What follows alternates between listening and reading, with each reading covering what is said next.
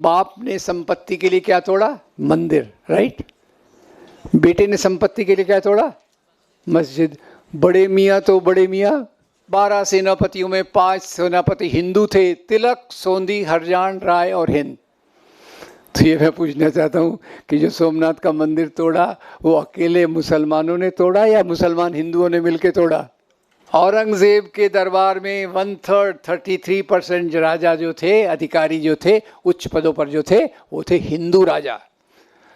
उनके जो finance minister थे उनका नाम था राजा रघुनाथ बहादुर। राजा रघुनाथ बहादुर औरंगजेब के दरबार में क्या काम करते थे? वो उसमें वही काम करते थे जो मोदी सरकार में निर्मला सीतारमण करती हैं। कुछ सवालों के जवाब देना है, अभी आ रहा हूं मैं सवाल पे। तो बताइए, महमूद गजनवी ने मंदिर तोड़ने के पहले क्या तोड़ा? Very good. अब महमूद गजनवी के मरने के बाद उसका बेटा मसूद गजना का राजा बना। गजना का राजा बनने के बाद उसने अपने सैनिक तिलक, सेनापति तिलक के नेतृत्व में फौज को भेजा सेंट्रल एशिया की एक मस्जिद से संपत्ति लाने का। किसी ने छुपा के रखी थी वह संपत्ति, इसने बोला भाई वहां है, जाओ ले आओ। कि इतिहास में से कुछ चुन चुन के बातें निकाली जा रही हैं और उसके आधार पे समाज में नफरत फैलाने का काम किया जा रहा है। मेरा विश्वास कीजिए दोस्तों, मैं मानता हूँ कि स्वाभाविक रूप से हम आपस में एक दूसरे से प्रेम का भाव रखते हैं। ये नफरत पैदा की जा रही है और ये नफरत पैदा की जा रही है कुछ राजनीतिक उद्देश्य से, because of some political purposes. जैसे कि हम मध्ययुगीन काल में देखें, आज़ादी के आंदोलन में देखें, तो हमें दिखेगा कि हिंदू मुस्लिम एकता कितनी महत्वपूर्ण थी, कितनी महान थी, जिसके बहुत सारे उदाहरण हमको मिल रहा है। मैं तो यहाँ तक कहूँगा कि जैसे जवाहरलाल नेहरू ने कहा था कि भारत का जो इतिहास है एक पैलिम्सेस्ट के जैसा है। पैलिम्सेस्ट यानी क्या? एक स्लेट जिस पर पुराना कुछ लिखा हुआ है और नया लिखा जाता है। यानी यहाँ अलग अलग सभ्यताएं, संस्कृति, धर्म आते रहे, पर नए आने वाले धर्मों और संस्कृतियों ने पुरानी संस्कृति को मिटाया नहीं। नए आने वाले धर्मों ने, संस्कृति को, पुरानी सभ्यता को और धनी किया और पुरानी सभ्यता ने उनको स्वीकार किया। ये जवाहरलाल नेहरू का डिस्कवरी ऑफ इंडिया में मुख्य बात है। तो ये इसलिए आज बहुत ज़रूरी है कि अगर हमें एक बेहतर समाज चाहिए तो समाज से नफ़रत जो भर गई है, स्पष्ट बोलूं, नफ़रत जो डाली गई है मुसलमानों के खिलाफ, उसका एक वैज्ञानिक दृष्टिकोण, सही दृष्टिकोण, लोकप्रिय दृष्टिकोण लोगों तक ले जाना पड़ेगा। ये ऑटोमेटिक होने वाला नहीं है।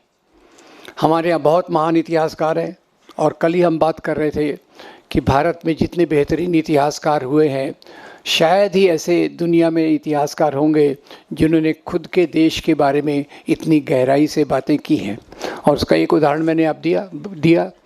जवाहरलाल नेहरू भले इतिहासकार नहीं थे, पर उन्होंने जो डिस्कवरी ऑफ इंडिया लिखा वो भारत की तहजीब का, भारत के इतिहास का एक बहुत महत्वपूर्ण अंग है। तो खैर, मंदिर तोड़ने पे आते हैं। मंदिर तोड़े गए निश्चित रूप से, और आज की जो राजनीति है उसकी बुनियाद, उसकी फाउंडेशन ये मस्जिद तोड़ने के नाम पे की गई है। मस्जिद तोड़ने के नाम पे की गई। उसके पहले क्या कहा गया कि मंदिर तोड़े गए। ये दोनों चीज़ों को साथ में मिलाया गया कि भाई मंदिर तोड़े गए, मस्जिदें बनाई गई। और उसका उदाहरण आपको याद होगा। कौन सा उदाहरण सबसे महत्वपूर्ण है, याद है आपको? 1992 दावा किया गया कि यहाँ भगवान राम का मंदिर था और बाबर ने, जो एक विदेशी था, उसने उसको तोड़ा। तो यहाँ मैं दो चीज़ों को लेना चाहता हूँ। बताइए आप, उस समय देश विदेश की कल्पना थी क्या? Yes, no? नहीं। उस समय क्या कल्पना थी? बादशाहत, किंगडम्स। तो इतिहास को कैसे धीरे धीरे करके मरोड़ कर उसको गलत इंटरप्रिटेशन दिया जाता है कि बाबर एक विदेशी था। अब बताइए, कौन देशी कौन विदेशी? आर्यन सेंट्रल एशिया से आए थे, तो क्या उनको हम विदेशी मानेंगे? भाई समाज बदलता रहता है, देशी विदेशी की कल्पना आज के संविधान के आधार पे होना चाहिए। जो भी भारत के नागरिक है वो सब यहाँ के हैं। पुराने समय में कोई इस प्रकार की देश की सीमाएं नहीं थी, बादशाहतें थी और उनकी बाउंड्री कोई निश्चित नहीं थी। जितना बड़ा राजा उतनी बड़ा उसका साम्राज्य, ये था। तो खैर कहा गया कि बाबर एक विदेशी राजा आया, उसने हमारे राम मंदिर को तोड़ा। अब पहले बाबर के आने की थोड़ी बात कर ले। अपने दिल्ली में ही नेशनल म्यूज़ियम है। अब मैंने सुना था, देखा नहीं, तो मैं आपको रिक्वेस्ट करूंगा कि आप देखिए। दिल्ली के नेशनल म्यूज़ियम में बाबर की एक वसीयत है। वसीयत, विल, किसके लिए? अपने बेटी हुमायूं के लिए। क्या लिखते हैं उसमें? लिखते हैं, बेटा हुमायूं, अल्लाह का शुक्र करो कि इतनी अच्छी धरती पर राज्य करने का मौका उसने हमको दिया है। अल्लाह का शुक्र करो कि इतनी अच्छी धरती पर राज्य करने का मौका उसने हमको दिया। पर याद रखो बेटा, यहाँ के ज़्यादा लोग हिंदू हैं। हिंदू लोग मंदिरों में पूजा करते हैं, गाय को पवित्र मानते हैं। तुम अपने राज्य में मंदिरों को मत टूटने देना। कौन लिख रहा है? बाबर। तुम अपने राज्य में गाय की हत्या मत हो देने देना। कौन लिख रहा है? बाबर। आज उसी के लिए नाम पे इतना एक नफरत फैलाई गई है, अफसोस की बात है। खैर, तो बाबर ने वो भगवान राम के मंदिर को तोड़ा और वहाँ बाबरी मस्जिद बना दी। बहुत लंबी कहानी है, इस पर वॉल्यूम के वॉल्यूम लिखे गए हैं। पर एक ही सारांश में मैं कहूँ, फाइनली जब सुप्रीम कोर्ट के भी फैसले में बहुत सारी गड़बड़ थी, उस पर मैं नहीं आऊँगा। एक बात उसने कही कि उसके नीचे मंदिर होने का कोई प्रमाण नहीं था। कितना बड़ा आंदोलन खड़ा किया गया भगवान राम के मंदिर को तोड़ने के लिए। तो मैं आपको यहाँ एक और अपील करना चाहता हूँ। बहुत सारी अपील्स मेरे पास हैं क्योंकि हमको समाज को बदलना है। एक अपील और है। मेरे एक महान दोस्त आनंद पटवर्धन की एक फिल्म है, राम के नाम। राम के नाम फिल्म में आनंद पटवर्धन खुद बताते हैं कि वो फिल्म बनानी थी, अयोध्या गए। उनको लगा कि फिल्म बनाना है, वहाँ के जो राम मंदिर हैं उनके पुजारी का मैं इंटरव्यू ले लूँगा और मुझे समझ जाएगा कि भाई क्या बात है। पर अयोध्या गए तो उनके सामने बड़ी समस्या आ गई। समस्या क्या आ गई? वहाँ एक नहीं 50 राम मंदिर है। नो प्रॉब्लम, अंग्रेजी में कहते हैं मोर द बेटर, चलने दो। प्रॉब्लम कहाँ आया? आनंद जी गए, एक एक पुजारी का इंटरव्यू लिया। एक ही सवाल, पुजारी जी ये बताइए आपका मंदिर किस बात के लिए मशहूर है? और उसका एक ही जवाब। हर एक पुजारी क्या कहता है? भगवान राम का जन्म मेरे ही मंदिर में हुआ था, थैंक यू वेरी मच। अब ये तो हम जानते हैं कण कण में भगवान होता है, पर क्या भगवान एक से ज़्यादा जगह पर जन्म ले सकते हैं? इसका मुझे डाउट है। तो खैर कहानी वहाँ से शुरू होती है और फिर आखिर में सुप्रीम कोर्ट के सामने इतने सारे एविडेंस आए गए इधर से उधर से, और आखिर में निष्कर्ष क्या निकला कि वहाँ राम मंदिर होने का कोई सबूत नहीं है। तो ये राम मंदिर की बात हो गई। एक और मंदिर की बात मैं आपको बताता हूँ जो काफ़ी प्रसिद्ध किया गया था, और वो था गुजरात का सोमनाथ का मंदिर। सोमनाथ का मंदिर महमूद गजनवी ने सन 1026 में तोड़ा था, और उसके जो दरबार के लोग उन्होंने लिखा, क्योंकि वो इस्लाम का मानने वाला था, इस्लाम में मूर्ति पूजा वर्जित है, इसलिए उसने उस मंदिर को तोड़ा। अब ये ख्याल कीजिए, थोड़ा सा रैशनल थिंकिंग, तार्किक सोच पे आइए। महमूद गजनवी कहाँ से आ रहा है? गजना से। गजना से सोमनाथ कितना दूर होगा? हज़ारों किलोमीटर। अगर उसको मंदिर तोड़ने का काम था कि भाई मूर्ति पूजा वर्जित है, मंदिरों को तोड़ो, तो उसको सोमनाथ तक आने की ज़रूरत थी क्या? क्या बोलते आप? ज़रूरत थी? नहीं। वो क्या कर सकता था? रास्ते के 2-3 मंदिर तोड़ लेता और अपने आप को सेटिस्फाई कर लेता। अरे वाह, मैंने तो मूर्ति पूजा के खिलाफ काम किया है। पर रास्ते के मंदिरों को उसने नहीं छुआ। वो आया कहाँ? सोमनाथ। क्यों? सोमनाथ में उस समय 151 करोड़ के बराबर की संपत्ति थी। कितना करोड़? 151। आपके मुंह में पानी आया कि नहीं? मेरे मुंह में आ गया। 20,000 सोने की दीनारें, आज का रेट छोड़ दीजिए, आज तो सोना ऊपर नीचे घूम रहा है। 20,000 सोने की दीनारों के बराबर उसमें संपत्ति थी जो उसने लूटा और 12 हाथियों पर उसको लाद कर ले गया। ये अब कहने को क्या है कि भाई मैं मूर्ति तोड़ने आया हूं, और कर क्या रहा है? वास्तव में संपत्ति को जमा कर रहा है। और इसी को मैं अगर आगे बढ़ा के ले चलूं, मंदिर तोड़ने में पूरी यही बातें लागू होती है। तारीख़ बयाकी नाम की किताब है, महमूद गज़नवी का डिटेल में वर्णन देती है। महमूद, सवाल है आपके सामने, जवाब देते जाइए। बताइए, महमूद गज़नवी अकेला आया हुआ क्या? नहीं, उसकी सेना थी। उसकी सेना में 12 सेनापति, 12 सेनापतियों में 5 सेनापति हिंदू थे, तिलक, सोंधी, हरजान, राय और हिंद। तो ये मैं पूछना चाहता हूँ कि जो सोमनाथ का मंदिर तोड़ा वो अकेले मुसलमानों ने तोड़ा या मुसलमान हिंदुओं ने मिलकर तोड़ा? जवाब देते जाइए। तिलक, सोंधी, हरजान, राय और हिंद ये आए। अच्छा, और थोड़ा सा उसको मैं मिला के कहानी के रूप में बताता हूँ। आ रहे थे, रास्ते में मुल्तान नाम का शहर था। मुल्तान के शहर के राजा का नाम था अब्दुल फत दाऊद। अब इसको मुल्तान में से जाना था। पहले वीसा पासपोर्ट तो ऐसा नहीं होता था ना, अप्लाई कर दिए, वेट करो।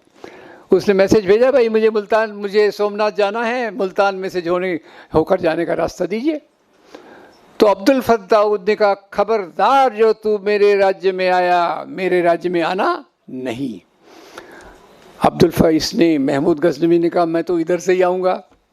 वो आया और इन 2 मुसलमान राजाओं की लड़ाई हो गई, और इस लड़ाई में मुल्तान की जामा मस्जिद शहीद हो गई।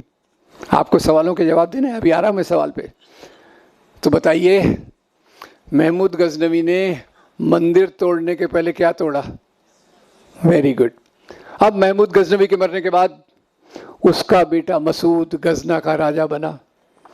गजना का राजा बनने के बाद उसने अपने सैनिक सेनापति तिलक के नेतृत्व में फौज को भेजा सेंट्रल एशिया की एक मस्जिद से संपत्ति लाने का।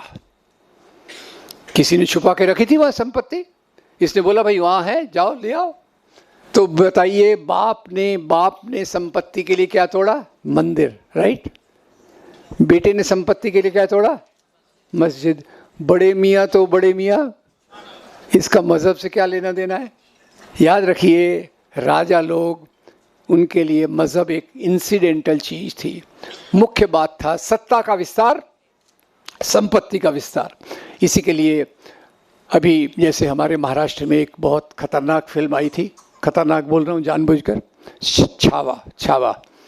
उसमें बताया गया औरंगज़ेब कितना क्रूर है, कितना उसने संभाजी महाराज को टॉर्चर किया। और औरंगज़ेब के बारे में तो है ही, उसने मंदिरों को तोड़ा। अभी वाराणसी के मंदिर का मामला आने वाला है, क्योंकि ये जो सरकार है इसकी राजनीति तो इसी पे चलती है। मंदिर हो, फिर गाय का मामला हो, फिर लव जिहाद हो, फिर एनआरसी हो, यही इसके मुद्दे हैं। रोटी, कपड़ा, मकान, बिजली, सड़क, पानी, शिक्षा, स्वास्थ्य, नौकरी इसके लिए मायने नहीं रखते। क्या रखते हैं? अयोध्या तोड़ रहे थे, बोले ये तो केवल झांकी है, और क्या बाकी है? काशी मथुरा बाकी है। काशी मथुरा के बाद जो भी जुड़ता जा रहा है, संभल को भी जोड़ लिया, कभी कभी जामा मस्जिद का भी नाम आ जाता है, कभी कभी कुछ भी नाम आ जाता है। तो खैर, औरंगज़ेब ने मंदिर तोड़े, कई राजाओं ने मंदिर तोड़े। अब सोचिएगा, पूरे रिसर्च, अभी आप कोई चीज़ एक बार जब नफ़रत की फैल जाती है तो उसकी सीमा नहीं रहती। पहले बोलते थे औरंगज़ेब ने कुछ मंदिर तोड़े, फिर बोले 100 मंदिर तोड़े, फिर बोलने लग गए 1000 मंदिर तोड़े, फिर बोलने लगे हज़ारों मंदिर तोड़े। हज़ारों मंदिर तोड़े होते हैं, उसको एक डिस्ट्रक्शन डिपार्टमेंट चालू करना पड़ता, कंस्ट्रक्शन डिपार्टमेंट छोड़ दीजिए। अब रिसर्च ये बताता है कि औरंगज़ेब ने करीब 12 मंदिर तोड़े। सुनिए, 12 मंदिर तोड़े। और डॉक्टर विशंबरनाथ पांडे की किताब टेम्पल डिस्ट्रक्शंस के बारे में जो उन्होंने लिखी है, डॉक्टर विशंबरनाथ पांडे आज़ादी के आंदोलन के एक बड़े नेता थे। उन्होंने क्या किया? उन्होंने उत्तर भारत के बहुत सारे पुजारियों के पास अपने रिसर्च स्कॉलर्स को भेजा और औरंगज़ेब द्वारा दिए गए जो फरमान थे, कोर्ट ऑर्डर्स, उनको जमा किया। वो खुद हैरान हो गए, हैरान हो गया कि औरंगजेब ने कितने मंदिरों को दान दिया। उसमें मेरी तो मेमोरी कम है तो इसलिए ज़्यादा तो याद नहीं है, पर इतना याद है आसाम में कामाख्या देवी का मंदिर, फिर ये अपने वृंदावन में भगवान श्री कृष्ण का मंदिर, और चित्रकूट में बालाजी का मंदिर। इसके फरमान आज भी मौजूद हैं कि औरंगज़ेब ने यहाँ इतना इतना दान दिया। तो खैर ये बात हो गई। इसमें अब मैं आपसे पूछना चाहता हूँ, औरंगज़ेब ने 10 मंदिर तोड़े, 40 मंदिरों को दान दिया, पर हमको क्या याद रह गया? मंदिर तोड़ना याद रह गया, मंदिरों को दान देना भुला दिया गया। इसको कहते हैं सेलेक्टिव हिस्टोरियोग्राफी, चुना हुआ इतिहास बताने की कोशिश करना। और इसी में बहुत सारी और चीज़ें हैं, हर एक राजा के साथ ये जोड़ी गई। और आज तो पूरा एक, जैसे आप लोग हिस्ट्री कॉन्फ्रेंस कर रहे हैं ताकि समाज की बेहतरी हो, कुछ लोग दूसरे हिस्ट्री का रिसर्च कर रहे हैं कि एक एक मस्जिद को ढूंढ के निकालो कि इसके पहले मंदिर था। अब एक बात और ऐड कर दूं कि कई मंदिरों के नीचे बुद्ध विहार भी थे, पर उसके बारे में अपन ने चुप रहने का, बोलने का नहीं। अब ये चीज़ें जो हमारे इतिहास में मंदिर तोड़ने की बात इसलिए आपने रखी है, मैं जानता हूँ, क्योंकि आज जो मुख्य मुद्दे चल रहे हैं समाज में वो मंदिर, मुसलमान राजाओं ने मंदिर तोड़े। और मैं थोड़ी लिबर्टी लेके इस विषय को बढ़ा भी देता हूँ। ये भी कहते हैं भाई हिंदू मुसलमान राजा आपस में लड़ते रहते थे। अब सुनिए, हमने किस राजा का बात नाम लिया था अभी? बाबर।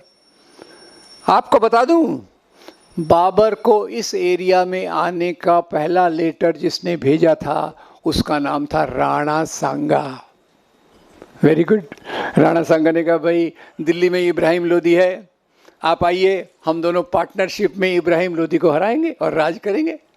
बाद में घटनाएं कुछ और भी, वो जानता हूँ, पर ख्याल कीजिएगा कि ये चीज़ें जो हैं, और उसमें एक लड़ाई का तो बहुत मैं अच्छा उल्लेख करूँगा।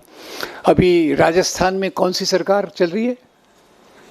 बीजेपी की सरकार। तो उसकी जो एक उप डेप्यूटी चीफ मिनिस्टर हैं, वो एक दिन हल्दी घाटी के मैदान पे गई। हल्दी घाटी के मैदान पे उन्होंने देखा एक प्लाक, वो ताम्र पट्टी का प्लाक पे लिखा था यहाँ इस दिन लड़ाई हुई थी अकबर और राणा प्रताप की। लड़ाई में अकबर जीत गए, राणा प्रताप हार गए। तो वो जो डेप्यूटी चीफ मिनिस्टर दिया कुमारी थी, वो राणा प्रताप की वंशज हैं। उन्होंने बोला ऐसा कैसा लिख सकते, एक हिंदू राजा हार गया? अरे हिंदुओं की सरकार चल रही है, हिंदू राजा कैसे हार सकते हैं? बदलो इसको, क्या कर दो इसको। इसको उन्होंने कर दिया कि इस लड़ाई में अकबर हार गए, राणा प्रताप जीत गए। Thank you very much. वो मुझे मिलेंगी तो मैं उनको बोलूँगा आपका बहुत धन्यवाद। जिसको जिताना है जिता दो, जिसको हराना है हरा दो, मेरा कुछ नहीं जाता, पर इसको हिंदू मुसलमान की लड़ाई मत बताओ। मैं उनको बताऊंगा इधर अकबर की फौज है, इधर राणा प्रताप की फौज है। अकबर की फौज में अकबर खुद है ही नहीं। खैर राजाओं को छुट्टी लेने की जरूरत थोड़ी पड़ती थी, हम जैसे प्रोफेसर जैसी नहीं थे। तो राणा प्रताप, तो अकबर के बदले कौन थे? सेना का नेतृत्व करने वाले राजा मान Singh. Thank you very much. तो अकबर की सेना में केवल मुसलमान है या हिंदू मुसलमान दोनों हैं? दोनों हैं। राणा प्रताप जी पे आते हैं। राणा प्रताप जी सेना का नेतृत्व खुद कर रहे हैं। उनके 2 सेनापति, एक का नाम राम सिंह और एक का नाम हकीम खान सूर। जवाब दीजिए, राणा प्रताप की सेना में केवल हिंदू हैं या हिंदू मुसलमान दोनों हैं? दोनों हैं। अकबर की सेना में हिंदू केवल मुसलमान है, हिंदू मुसलमान दोनों है? दोनों तरफ हिंदू है? Yes no? दोनों तरफ मुसलमान है?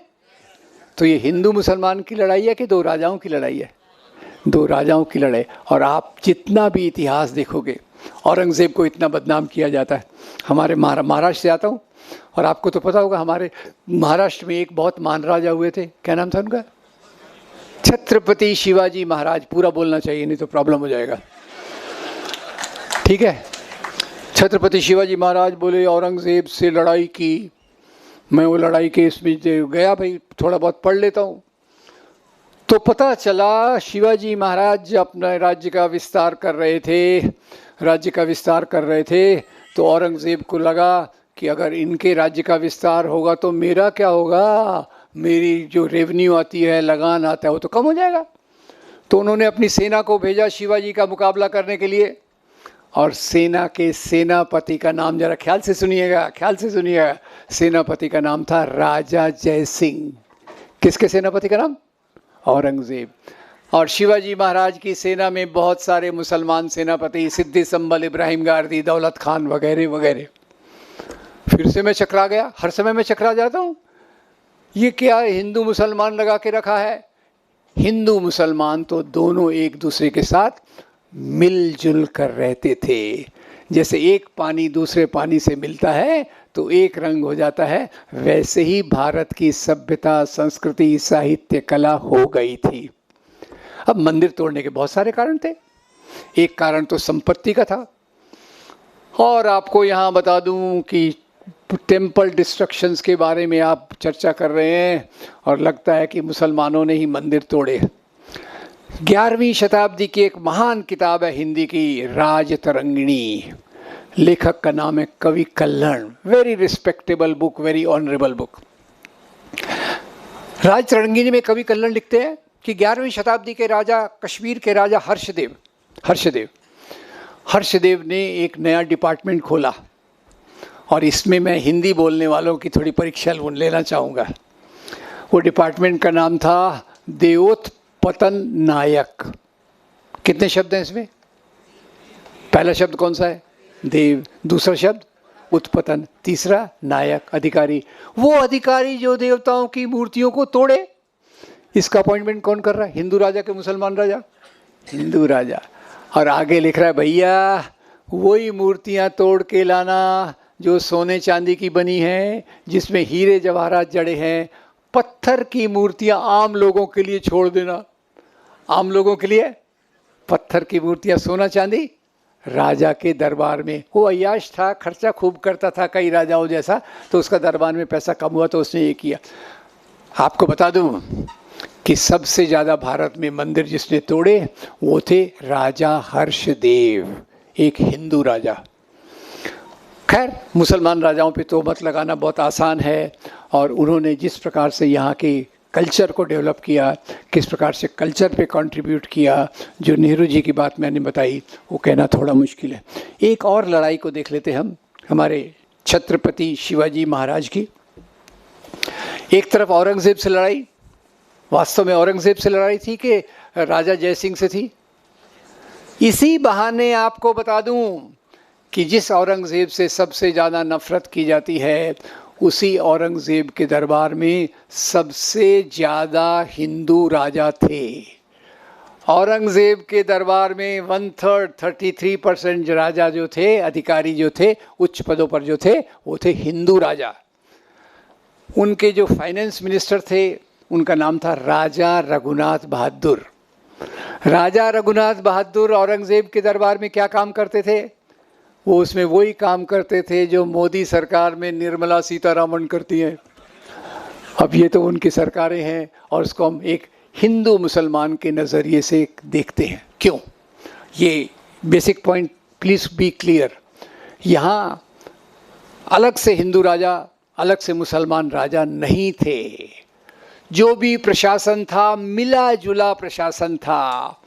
अकबर के दरबार में 9 रत्न थे, तो औरंगजेब के दरबार में 33% ऑफिसर हिंदू थे। तो ये सोच कहाँ से आई कि भाई हिंदू बना मुस्लिम? ये सोच आई दोस्तों 1857 के बाद।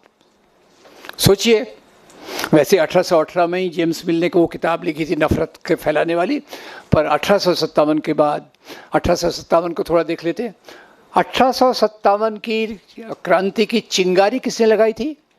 वो जो आमिर खान वाली फिल्म थी, मंगल पांडे। थोड़ा जवाब दिया कीजिए, मैं थोड़ा भूल जाता हूँ ना, तो इसकी आपकी मदद चाहिए। कौन? मंगल पांडे। और इस पूरी लड़ाई का नेतृत्व किसने किया था? बहादुर शाह। बहादुर शाह जफर के साथी कौन थे? तात्या साहब टोपे, नाना साहब पेशवा, झांसी की रानी। हिंदू मुसलमान अंग्रेजों के खिलाफ मिलकर लड़े। Right wrong? अंग्रेजों की सत्ता डगमगा गई, तो उन्होंने कहा अगर हमको यहाँ राज करना है तो कौन सी नीति लगाना पड़ेगा? Divide and rule. तो उन्होंने राजाओं को उनके धर्म के साथ जोड़ दिया। ये मुसलमान राजा है, वो हिंदू राजा है, तो this is selective historiography. Babur को ये नहीं बताया गया कि बाबर आया, ये बताया गया बाबर आया, पर ये नहीं बताया उसको बुलाने का आमंत्रण राणा सांगा ने दिया था। ये तो बताया कि औरंगज़ेब की काफ़ी लड़ाइयाँ हुई, पर ये नहीं बताया कि उसके सेनापति का नाम राजा जय सिंह था, राजा जसवंत सिंह भी उनके साथ थे। तो खैर दोस्तों, मैं फिर से आपको मुबारकबाद देता हूँ कि आपने ये इतिहास का किया, और ये सिलसिला यहीं रुकना नहीं चाहिए। मेरी समझ है आज भारत में सबसे बड़ी जो समस्या है वो है मुसलमानों के खिलाफ नफ़रत, क्रिश्चियंस के खिलाफ नफ़रत। क्रिश्चियंस के खिलाफ भी नफ़रत है, याद रखिएगा। और इस नफ़रत के लिए, ख़ास तौर से मुसलमानों के खिलाफ नफ़रत के लिए, इतिहास का उपयोग होता है। एक और बात है, टाइम नहीं है, मैं नहीं कवर कर रहा, वो है धर्मांतरण का। क्या कहते हैं? भारत में इस्लाम तलवार की नोक पर फैला। मुसलमान राजा घोड़े पर बैठ कर आए, घोड़े पे आए ना, पुष्पक विमान तो नहीं था ना, मिग 25 भी नहीं था ना, ठीक है, घोड़े पर बैठ के आए। उनके एक हाथ में तलवार थी, एक हाथ में कुरान थी। उन्होंने तलवार से लोगों को डराया और कहा कि अगर आप कुरान स्वीकार नहीं करेंगे तो आपको ख़त्म कर देंगे। मैं हर जगह बोलता हूँ, एक जगह फंस गया। एक कॉलेज में गया था, काफ़ी इंटेलिजेंट लड़के लड़कियां थे। जैसे ही मैंने बोला मुसलमान राजा आए, घोड़े पर बैठ के आए, एक हाथ में तलवार एक हाथ में कुरान, 5-6 लड़के लड़कियां खड़े हो गए। बोले सर ये पॉसिबल कैसे है? अगर राजा के एक हाथ में तलवार है, एक हाथ में कुरान है, तो घोड़े की लगाम कौन संभालेगा? मैंने कहा आई डोंट नो। भारत में इस्लाम आया मलाबार के तट से, व्यापार के माध्यम से। भारत के आम, केले, मसाले खरीदने के लिए व्यापारी आते थे, मिले जुले, और वहीं से मलाबार के कोस्ट पे और गुजरात के कोस्ट पे इस्लाम की शुरुआत हुई। और जैसे इस्लाम में कहते हैं, मेरे लिए मेरा दीन, आपके लिए आपका दीन। ये दीन के मामले में ज़बरदस्ती नहीं होना चाहिए। जो भी ज़बरदस्ती से फैलाया गया वो इस्लाम हो ही नहीं सकता। तो खैर, अंत में मेरा पॉलिटिकल एजेंडा, सबका एजेंडा रहता, मेरा भी है। मेरा पॉलिटिकल एजेंडा क्या है? नंबर 1, समाज से नफरत खत्म हो। नंबर 2, हमारे बीच में जो मोहब्बत थी, सूफ़ी संतों के माध्यम से, भक्ति संतों के माध्यम से जो हिंदू मुसलमान में प्रेम मोहब्बत था, उसको वापस लाने की कोशिश करना चाहिए। नंबर 3, आज़ादी के आंदोलन में जैसे हिंदू मुसलमान कंधे से कंधा मिलाकर अंग्रेज़ों के खिलाफ लड़े, उसको वापस लाना चाहिए। एक बात और याद आ गई, जो कंधे से कंधा मिलाकर चले थे हिंदू मुसलमान, उनमें बंटवारा डाला गया। पर बंटवारा किसने डाला? जो अंग्रेज़ों के खिलाफ नहीं लड़े थे। वेरी गुड, ये बड़ा इंटरेस्टिंग चीज़ है। तो दोस्तों, हमारे सामने बहुत बड़ा सामाजिक एजेंडा है, और केवल हम यहीं रुक गए तो हमारी जर्नी आधी रह जाएगी। ये कॉन्फ्रेंस की बातों को सरल भाषा में लोगों तक पहुंचाना सबकी जिम्मेदारी है। सरल भाषा में, वीडियोस के माध्यम से, छोटी छोटी किताबों के माध्यम से, पैम्फलेट्स के माध्यम से घर घर जाकर लोगों तक ये बात बताना। और खैर, खुद का अगर मैं उल्लेख कर दूं तो मैंने भी एक इसमें 16 वीडियोस बनाए हैं। मैं किसी को भेज दूंगा, आप उसको सर्कुलेट कीजिए। उसमें प्रेम की बात, मोहब्बत की बात, भारत को जोड़ने की बात, नया समाज बनाने की बात है। और ये चीज़ों को समाज में प्रचलित करके एक बेहतर हिंदुस्तान बनाएं, यही हमारा उद्देश्य होना चाहिए। Thank you very much.